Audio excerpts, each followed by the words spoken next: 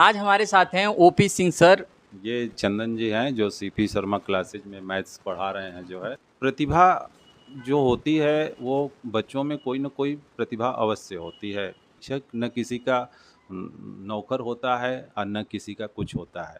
वो समाज का सेवा करता है। व्यवहार से आकलन कर ले कि वास्तव में ये पढ़ा लिखा है। एक चीज़ और आपसे हम जानना चाहते हैं कि सर आप इतने दिन से आज 25-26 साल से पढ़ा रहे हैं सर।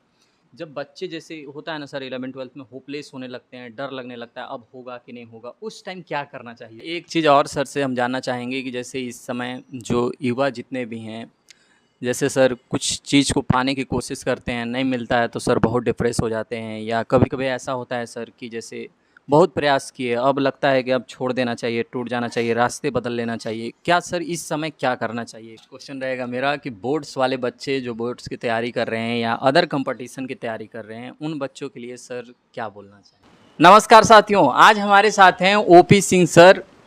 ये हमारे बहुत ही प्रिय गुरुदेव, और मैं एक चीज़ बोल सकता हूँ कि आज मैं पहले ओबरा में इनसे बहुत दिनों, मतलब समझिए कि आप क्लास 11th में मैं आया था, वो कैसा था, और आप तो बहुत अच्छे से इनका बहुत जगह मैं जिक्र भी किया हूँ, बहुत सारे आप वीडियोज़ को भी देखे होंगे। और ये मंच पे मुझे जब खड़ा होने का हिम्मत नहीं पड़ता था, वहाँ पे ये खड़ा करने वाले शुरू से, आज क्लास 11th से मैंने 11 12 प्लस बीएससी इन्हीं के पास केमिस्ट्री की कोचिंग पढ़ा, और आज पढ़ के मैं पढ़ा भी रहा हूँ। मतलब समझिए कि सबसे बड़ा श्रेय जैसे होता है ना कि उठाने वाले सबसे मैं मुख्य मानता हूँ। इसके बाद आप कहीं से कहाँ चले जाते हैं वो तो दूर की बातें हैं, लेकिन जो आपको उठाए हैं उनका मैं बहुत बड़ा आभार व्यक्त करता हूँ। तो सबसे पहले तो सर को बहुत आशीर्वाद। और आज बहुत सारी बातें भी होंगी, आप सुनेंगे, कहीं ना कहीं बहुत सारी चीज़ बताएंगे। सर से शुरुआत करते हैं थोड़ा। हेलो दोस्तों, ये चंदन जी हैं जो सीपी शर्मा क्लासेज में मैथ्स पढ़ा रहे हैं। जो है ओबरा से ही इन्होंने इंटरमीडिएट और बीएससी किया, और फिर प्रयागराज से इन्होंने शिक्षा लेते हुए और सीपी शर्मा सर क्लासेज में आप मैथ पढ़ा रहे हो। और प्रतिभा जो होती है वो बच्चों में कोई ना कोई प्रतिभा अवश्य होती है। जो शिक्षक है उस प्रतिभा का आकलन करके और सही समय पर दिशा निर्देश दे दे, ये जो है शिक्षक का कर्तव्य भी है, मॉरल ड्यूटी भी है, और उसको उस दिशा में आगे बढ़ाए, ये शिक्षक का सबसे बड़ा कर्तव्य होता है। तो हम लोग अपने दायित्वों का निर्वहन करते हैं और बच्चों की प्रतिभा का आकलन करके उसको एक सही दिशा देते हैं। ठीक उसी तरह से जैसे बच्चे एकदम कच्ची मिट्टी की तरह होते हैं, कुम्हार उस मिट्टी को उठाता है, अपने चाक पर ले आता है और मनचाहा अपने अनुसार उसको गढ़ता रहता है। कभी कुल्हड़ बना देता है, कभी गुल्लक बना देता है, कभी मूर्ति बना देता है। तो मिट्टी है, गिल्ली मिट्टी। बच्चे उसी तरह से हैं, ये प्रतिभावान होते हैं। ये शिक्षक का दायित्व होता है कि उनकी प्रतिभा को समझे, कमर्शियलाइजेशन न करे शिक्षा का, कि बस हम अपना सिलेबस ख़त्म किए और आगे तुम जानो, तुम्हारा काम जानो। नहीं, ये एक जिम्मेदारी है, शिक्षक की एक जिम्मेदारी है। शिक्षक न किसी का नौकर होता है और न किसी का कुछ होता है। वो समाज का सेवा करता है और समाज की सेवा करते हुए अपने दायित्वों का निर्वहन करता है, अच्छा से अच्छा एक नागरिक बनाता है। और वो जितना अच्छा नागरिक वो स्टूडेंट बनता है, उसको दायित्व भी उतनी अच्छी मिलती है, उतने अच्छे पोस्ट मिलते हैं और समाज इस तरह से आगे बढ़ता है। तो शिक्षक का कर्तव्य है कि बच्चों को उनके गुणों को पहचाने और उनके अनुरूप उनको जो भी सहयोग हो, इंफ्रास्ट्रक्चर से लेके, और उनके जो स्किल है उसका डेवलपमेंट करे, और हमारे हिंदुस्तान के लिए, हमारे देश के लिए, हमारे विश्व के लिए वो एक अच्छा एसेट बने। ये सबसे ज़रूरत है, और उसमें हमारे चंदन जी हैं जो एक अच्छे एसेट के रूप में हैं। और ईश्वर करे उनके जीवन ऐसे आगे बढ़ता चले खुशियों के साथ। धन्यवाद। अभी सर जब चंदन जी लगाए थे यहाँ मुझे बहुत खुशी हुआ। कहते हैं सर की एक खास बात मैं आप लोगों को बताऊं कि जैसे सर बीच बीच में पढ़ाते रहते हैं तो बीच बीच में मोटिवेट करते रहते हैं। आप वास्तव में सामाजिक ज्ञान भी आपके अंदर होना चाहिए कि आप क्या हो, जिससे कि अभी सर से बात हो रहा था तो सर हमें बोले कि आपको बाहर में देखते ही पहचान जाए कि हाँ भाई ये पढ़ा लिखा व्यक्ति है। तो आपके संस्कार, आपके गुण, आपके बात करने के तरीके, बोलने के तरीके, आपके हर चीज़ बता दे रहे होते हैं कि आप कितने मतलब पढ़े लिखे व्यक्ति हैं। तो कहीं ना कहीं पढ़ने से कानून में शिक्षा न सिमट के रह हाँ। जाए, पर्सनालिटी में शिक्षा होनी चाहिए।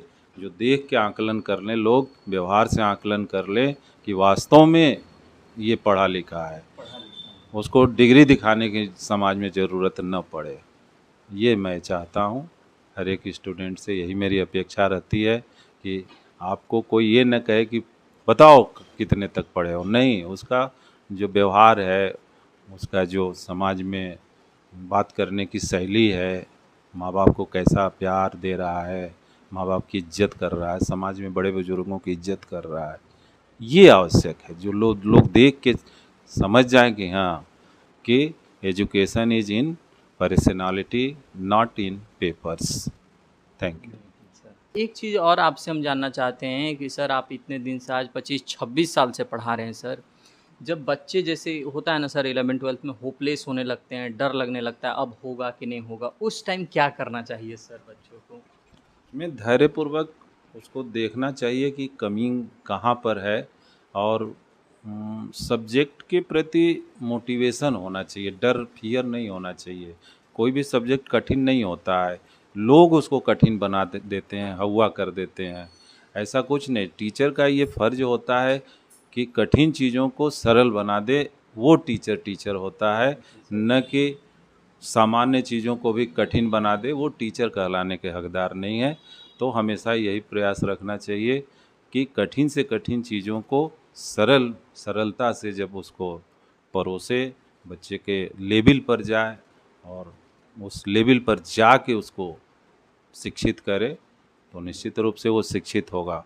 उसको डराए धमकाए ना कि ऐसा हो नहीं सकता या हम ही एक पढ़ाने वाले हैं, इस टाइप से नहीं होना चाहिए। सरलता से उसको, जैसे माँ बच्चे को कड़वी दवा देनी होती हो तो पहले उसको मिश्री खिला देती है, मुंह मीठा कर देती है, और फिर वो कड़वी दवा पी लेता है, फिर फायदा हो जाता है। उसी तरह से बच्चे हैं, इनको संभालिए, संभालना पड़ता है कि फियर ना आने पाए। बच्चा इसीलिए आपके पास जाता है कि जो अपना जो कमी है उस कमी को निराकरण करे। तो निराकरण करने के लिए आप उसके तत्पर रहिए, तो तत्पर रहेंगे तो निश्चित रूप से वो, कोई भी माँ के पेट से सीख के पैदा नहीं होता है, इसी समाज में सीखना पड़ता है। कोई चीज़ मुश्किल नहीं है, सारी चीज़ें आसान है, ऐसा सोच के पढ़ना भी चाहिए, पढ़ाना भी चाहिए। सर आप जैसे सर के क्लास में हम एक चीज़ को बहुत अच्छे से नोटिस किए हैं जब हम पढ़ रहे थे, तो सर जैसे रिएक्शन होते हैं, मैकेनिज़्म होते हैं, जो बड़े से बड़े बड़े देख रहे होंगे आप, मैकेनिज़्म याद करने में बहुत दिक्कत होता है। लेकिन सर के क्लास में मैंने देखा कि मजाक में ख़त्म, वो कहाँ से कहाँ पहुँच गया पता भी नहीं चलता। सर वो सब मतलब एक कैसे कुछ तो होगा सर? वो स्टेप वाइज उसको लेके हम लोग चलते थे, पूरा ऐसा नहीं कि एक लाइन का पूरा रिएक्शन याद करें, नहीं। कंपाउंड कैसे है, उसका कैरेक्टर क्या है, फिर आगे क्या कर सकता है। जैसे व्यक्ति के बारे में होता है कि व्यक्ति का आकलन कर लेना, उसका फ्यूचर बता देना कि ऐसा है तो ऐसा होगा। उसी तरह हमारे कंपाउंड्स हैं केमिस्ट्री में, उनका नेचर है। अगर मेटल के ऑक्साइड हैं तो बेसिक होंगे ही होंगे, अगर नॉन मेटल के ऑक्साइड हैं तो एसिड। तो इस तरह से उसको बता के एक सिंपल वे में ले चलना, फिर कॉम्प्लिकेटेड जो रिएक्शन है उनको स्टेप वाइज में ले आके और उनको रीअरेंज करके बताया जाता है। फिर वो बच्चे, उनको लगता है कि तो बहुत ईजी था, जिससे भय करते थे वो उनको आसान लगने लगता है। इंटरेस्ट क्रिएट करना होता है, तो कुछ व्यवहारिक उदाहरण भी देना पड़ता है, इंटरेस्ट। तो इस तरह से हम लोग करते हैं। सर एक चीज़ और सर से हम जानना चाहेंगे कि जैसे इस समय जो युवा जितने भी हैं, जैसे सर कुछ चीज़ को पाने की कोशिश करते हैं, नहीं मिलता है तो सर बहुत डिप्रेस हो जाते हैं, या कभी कभी ऐसा होता है सर कि जैसे बहुत प्रयास किए, अब लगता है कि अब छोड़ देना चाहिए, टूट जाना चाहिए, रास्ते बदल लेना चाहिए। क्या सर इस समय क्या करना चाहिए एक बच्चों को, इस समय है तो?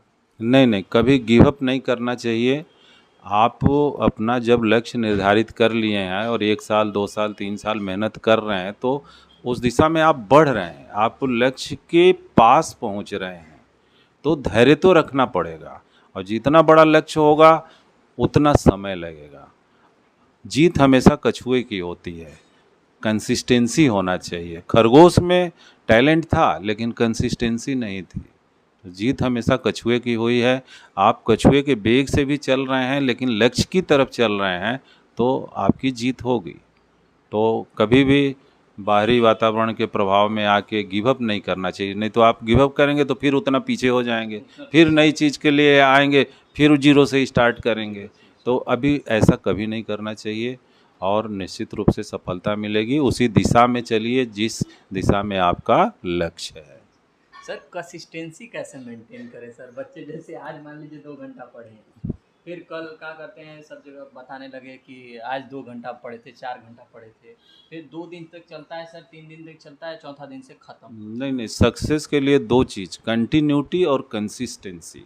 डिटर्मिनेशन और लक्ष्य के प्रति समर्पण होना चाहिए, डिवोशन होना चाहिए। अगर ये सारे गुण आप पाल रखे हैं तो सफलता आपके चरणों में होगी, ये मेरी गारंटी है। सर से एक लास्ट क्वेश्चन रहेगा मेरा कि बोर्ड्स वाले बच्चे जो बोर्ड्स की तैयारी कर रहे हैं या अदर कंपटीशन की तैयारी कर रहे हैं, उन बच्चों के लिए सर क्या बोलना चाहेंगे आप? उनके लिए यही है कि अपना लक्ष्य निर्धारित कर लें कि भाई हमें 90% 85% के लिए तैयार होना है, तो आप रेगुलर पढ़ाई करिए।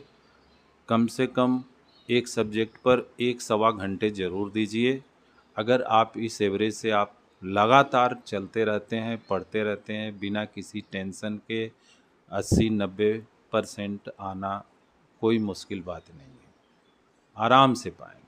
और हेक्टिक करेंगे और 4 दिन पढ़ेंगे, 10 दिन नहीं पढ़ेंगे, इनरेगुलरिटी होगी, तो लक्ष्य मुश्किल हो जाता है। तो चलिए, आज का ये कैसा रहा आप लोग ज़रूर बताइएगा। और सर कि अभी यदि आप सोनभद्र डिस्ट्रिक्ट के किसी भी क्षेत्र से हैं तो ओबरा में भाभा कोचिंग क्लासेज जो ओपी सर का है, उसमें ये केमिस्ट्री पढ़ा रहे होते हैं, वो इन्हीं का है ही, ये पढ़ाते ही हैं। और आप यदि आईआईटी की तैयारी कर रहे हैं, नीट की तैयारी कर रहे हैं, या किसी भी कंपटीशन का तैयारी कर रहे हैं आप, तो आप जाके केमिस्ट्री के लिए बेहिचक 11th-12th में आपको लगता है कि बहुत अच्छा मुझे केमिस्ट्री में नंबर लाना है और बहुत आसान भाषाओं में समझना है, तो आप ज्वाइन करें भाभा कोचिंग क्लासेज जो ओबरा सोनभद्र में है। धन्यवाद।